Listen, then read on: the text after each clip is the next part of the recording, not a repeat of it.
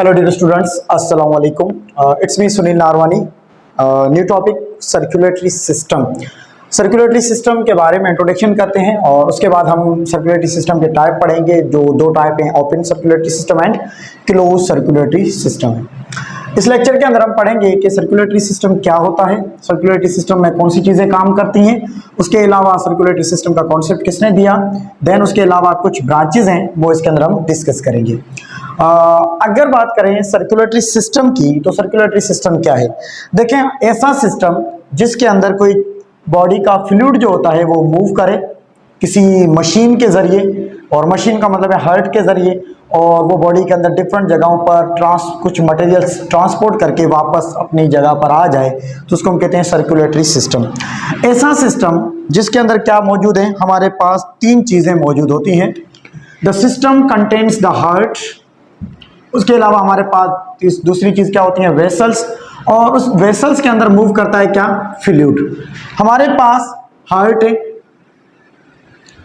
Then उसके अलावा हमारे पास क्या है, वेसल्स हैं। वेसल्स इस तरह की हमारे पास देखें, ये ट्यूब्स हैं। उसके अलावा हमारे पास क्या होगा, कोई फ्लूइड हो सकता है जो सर्कुलेट होगा हमारी बॉडी के अंदर। जैसे कि हमने कहा, ये इनके अंदर क्या मौजूद है, ये फ्लूइड है।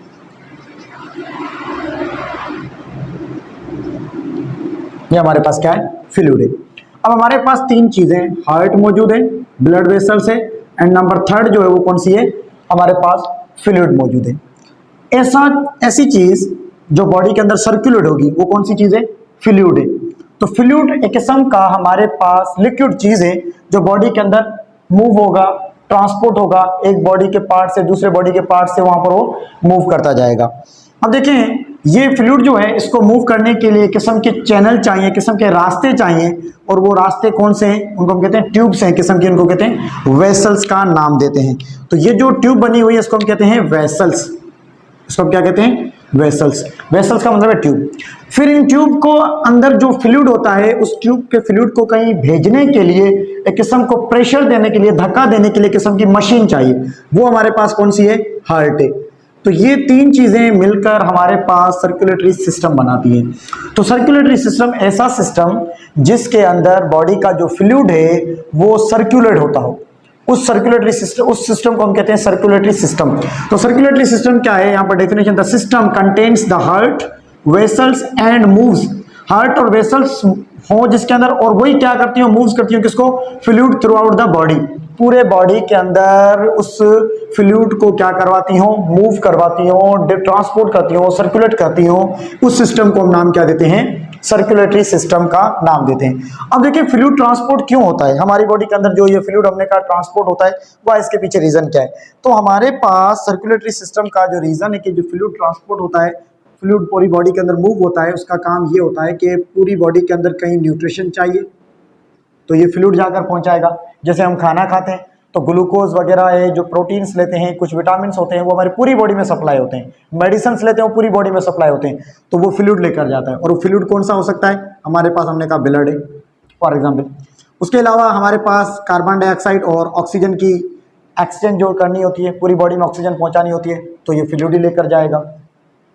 उसके अलावा हमारी बॉडी के अंदर और ऑर्गेनिक इनऑर्गेनिक चीज़ें होती हैं, ऑर्गेनिक हो गई या इनऑर्गेनिक सब्सटेंसेस होती हैं, वो भी हमारी बॉडी में पूरी सर्कुलेट करनी होती है, लेकर जानी होती है, काम की चीज़ें जो होती हैं, तो वो भी कौन करेगा, फ्लूइड काम करता है। अब हमारे पास जो फ्लूइड है वो हमारे पास क्या होते हैं, वो दो तरह के होते हैं। सर्कुलेटरी सिस्टम के अंदर हमने कहा हार्ट है, वेसल्स है, और उसके अलावा क्या है, फ्लूइड है। फ्लूइड हमारे पास जो होते हैं वो कितने तरह के होते हैं, वो हमारे पास दो तरह के होते हैं। एक को हम नाम देते हैं हेमोलिम्फ का नाम देते हैं, उसके अलावा दूसरे को हम नाम क्या देते हैं, ब्लड का नाम देते हैं। तो ब्लड आप लोगों ने देखा हुआ होगा, रेड कलर का होता है, और दूसरा हमारे पास क्या होता है, फ्लूइड जो होता है, उसको हम कहते हैं हेमोलिम्फ कहते हैं। ब्लड जो है ये हमारे पास क्या होता है, ये रेड कलर का होता है। रेड क्यों होता है कि इसके अंदर एक किस्म का आयरन कंटेनिंग प्रोटीन पिगमेंट मौजूद है, एक किस्म का आयरन कंटेनिंग प्रोटीन पिगमेंट मौजूद है, जिसको हम क्या कहते हैं, हेमोग्लोबिन का नाम देते हैं। इसी वजह से ब्लड का कलर क्या होता है, रेड होता है। इस ब्लड के अंदर रेड ब्लड सेल होते हैं, आरबीसीज होते हैं, उन आरबीसीज के अंदर ये एक किस्म का प्रोटीन है हेमोग्लोबिन मौजूद होता है, इसी वजह से ब्लड का कलर क्या है, रेड है। लेकिन हेमोलिम्फ के अंदर आयरन की जगह पर आपको क्या मिलेगा, कापर मिलेगा। तो कापर एक किस्म का ये भी प्रोटीन पिगमेंट है, लेकिन यहाँ पर ब्लड का कोई कलर, सॉरी यहाँ पर जो फ्लूइड होगा उसका कलर क्या होगा, कोई भी नहीं कलर होगा, नो कलर, या समटाइम कहते हैं कलरलेस होता है, या कुछ ब्लूश की तरह या ग्रीन कलर का थोड़ा बहुत लाइट ब्लूश और ग्रीन कलर प्रेजेंट होता है। तो हमारे पास जो फ्लूइड होगा वो दो तरह के होंगे, एक उसको हम कहते हैं ब्लड, जिसका कलर रेड होगा उसको हम कहेंगे ब्लड, जिसके अंदर हमारे पास आयरन कंटेनिंग प्रोटीन होता है ब्लड के अंदर। दूसरा फ्लूइड जो होता है उसको हम कहते हैं हेमोलिम्फ, और वो उसके अंदर क्या मौजूद होगा, कॉपर मौजूद होता है, इसका कोई कलर नहीं होता और इसका रेड कलर मौजूद होता है। अब ये फ्लूइड जो है हमारी बॉडी के अंदर, ब्लड जो है या ह्यूमन बींग्स के अंदर हो गया, वर्टिब्रेट्स हो गया, उनके अंदर काम करता है। हेमोलिम्फ जो होते हैं छोटे छोटे जो इंसेक्ट्स वगैरह होते हैं, जो फाइलम आर्थ्रोपोड्स के जो एनिमल्स हैं, इंसेक्ट्स वगैरह, बटरफ्लाई वगैरह जो हो जाती हैं, उनके अंदर ये वाला हेमोलिम्फ फ्लूइड प्रेजेंट होता है, उनके अंदर ब्लड मौजूद नहीं होता है। लेकिन जो बड़े बड़े एनिमल्स हैं उनके अंदर क्या होता है, ब्लड मौजूद होता है। अब ये ब्लड या हेमोलिम्फ दोनों फ्लूइड हैं, ये इन ब्लड वेसल्स के अंदर मूव करती हैं by the help of heart. इस पूरे सिस्टम को हम नाम देते हैं क्या, सर्कुलेटरी सिस्टम का नाम देते हैं। उसके बाद विलियम हार्वे एक साइंटिस्ट था, फर्स्ट टाइम इसने सर्कुलेटरी सिस्टम का कॉन्सेप्ट दिया। किस तरह दिया, इसने एक जिंदा सांप के अंदर ब्लड सर्कुलेटरी सिस्टम को स्टडी किया। लाइव स्नेक, जिंदा सांप के अंदर इसने क्या किया, उसका जो ब्लड का निज़ाम था, ब्लड का जो सर्कुलेटरी सिस्टम था, उसको इसने स्टडी किया। वो कौन सा साइंटिस्ट था, विलियम हार्वे। विलियम हार्वे ने ब्लड सर्कुलेटरी सिस्टम को फर्स्ट टाइम स्टडी किया। वो किसके अंदर स्टडी किया था, जिंदा सांप के अंदर, एनिमल के अंदर किया था, लाइव स्नेक के अंदर। प्लांट के अंदर सर्कुलेटरी सिस्टम नहीं होता है, वहाँ पर कोई ऐसा खास काम नहीं था, वहाँ पर वो नाम वगैरह कुछ भी नहीं है। लेकिन बॉडी के अंदर एक किस्म का खास नाम दिया गया, बॉडी के अंदर जो फ्लूइड मूव होता है उसको हम कहते हैं सर्कुलेटरी सिस्टम का नाम देते हैं। उसके बाद हमारे पास 3 ब्रांचेज हैं रिलेटेड टू बायोलॉजी। एक फर्स्ट ब्रांच लिखिए, इसका नाम है angiology.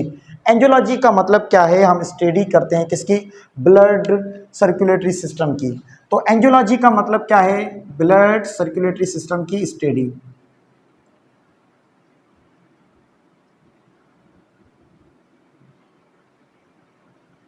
Study of blood circulatory system, उसको हम कहते हैं एंजियोलॉजी।